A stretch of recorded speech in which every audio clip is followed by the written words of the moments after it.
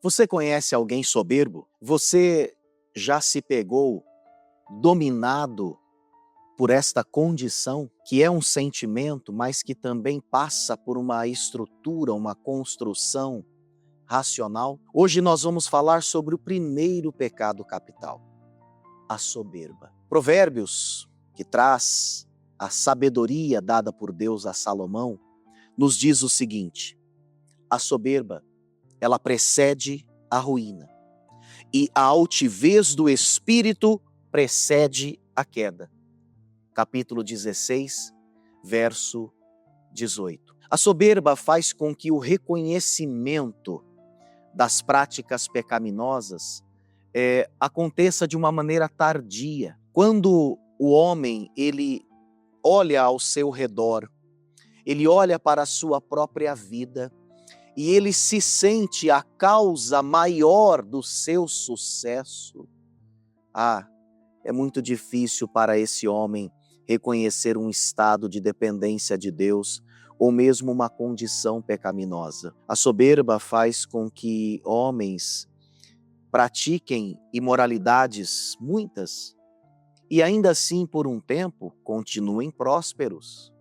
É verdade, são homens que, conforme nos diz a palavra em 1 Coríntios capítulo 10, estão colocando o Senhor à prova, porque fazem um tipo de plantio e querem uma colheita diferente. Estão, de alguma forma, tentando, maculando a santidade, por que não dizer a paciência de Deus. Estão abusando da graça. Estão, na verdade, desonrando a misericórdia de Deus. A soberba faz com que o homem e a mulher pratiquem isso. Hoje, num contexto, quando as mulheres elas são tão pressionadas a uma busca por espaços esses que, em alguns momentos, podem não ser o propósito de Deus para a vida dessas mulheres. Esse tipo de busca cega, e essa cegueira gera uma soberba que, por consequência, pode gerar uma necessidade por condições que também não vão suprir, onde os fins acabam justificando os meios. Olhe para a sua vida, e eu estou aqui fazendo o mesmo agora. Existem marcas de soberba em nossa vida? Somos soberbos quando falamos de cima para baixo, quando olhamos de cima para baixo? Somos soberbos quando endeusamos a nossa própria razão? Deixa eu te dizer, todo narcisista é um soberbo em certa medida. Por quê? Porque ele entende que o universo gira ao seu redor, que as pessoas, que a agenda das pessoas, que o desejo das pessoas, na verdade, precisam se submeter à sua vontade. Então, esse homem e esta mulher acabam agindo com soberba. E essa soberba, se tem algo que ela constrói, não é um patrimônio eterno. A soberba, ela é enganadora. Ela aparece como uma construção, mas no final é um caminho de morte. Parece, sim, um lindo empreendimento, mas não passa de Torre de Babel. Sim, os descendentes de Noé intentaram engrandecer o seu próprio nome. Um desejo que surgiu do próprio coração, do homem para o próprio homem. O homem querendo chegar ao céu pela sua própria força, pelo seu próprio suor, pela sua própria dignidade, pelo seu próprio conhecimento, pela sua própria competência. Hoje, quantas são as formas de ensoberbecimento? A soberba racional, intelectual, a soberba gerada pela fama, pelo poder, pelo dinheiro, a soberba gerada pela influência.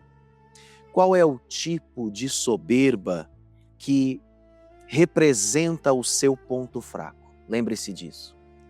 Esses dias eu ouvi um filósofo, Clóvis de Barros Filho, falando sobre como Jesus nos ensinou o caminho do verdadeiro amor e da humildade e da vida simples. como a ética de Jesus, como a sua moral, como a sua generosidade suplantou de forma infinita as manifestações mais belas que o homem já pôde demonstrar. E ele, inclusive, citou uma música do Padre Zezinho, interessante, não é? Um filósofo que não se denomina um cristão, trazer essas considerações. Esse hino, um clássico, que diz amar como Jesus amou, pensar como Jesus pensou, sonhar como Jesus sonhou, viver como Jesus viveu, sentir o que Jesus sentia. E ao chegar ao fim do dia, eu sei que eu dormiria muito mais feliz. A simplicidade, ela é o grande antídoto contra a soberba. Quando olhamos para a vida de Jesus, nós vemos alguém que tinha tudo para se orgulhar, para ser soberbo. Mas a Bíblia diz que ele abre mão da sua glória. Ele não teve por usurpação ser igual a Deus, diz Filipenses capítulo 2. Antes, a si mesmo se esvaziou, assumindo a forma de servo. Por isso, Deus o exaltou e lhe deu o nome que está acima de todo nome. Pessoas que são exaltadas por Deus, são honradas por Deus. Essas pessoas também precisam guardar o seu coração, para não, num momento, começarem a perceber que aquilo que estão vivendo é resultado delas mesmas. Quando olhamos para a vida de Abraão, nós vemos o oposto daquilo que aconteceu com os descendentes de Noé. Esses intentaram o seu próprio crescimento para a sua própria glória. E nós sabemos, a Torre de Babel se transformou num elefante branco. Uma construção inacabada e o final foi confusão, foi briga. É o que a soberba gera. Confusão, briga e discórdia. Mas quando Deus decide levantar um homem, levantar uma mulher e trazer honra, lugar de proeminência, essa obra é com ele. E tudo deve ser devolvido para a glória dele. Então, meu amado irmão, minha amada irmã, fuja da soberba. Reconheça hoje que tudo vem de Deus e deve voltar para Deus. Olhe para o exemplo daquele que era e é Deus, mas que abre mão da sua glória para poder constituir a nossa salvação. Que no nome dele você possa vencer esse primeiro pecado capital, que é a soberba. Deus abençoe e até a próxima.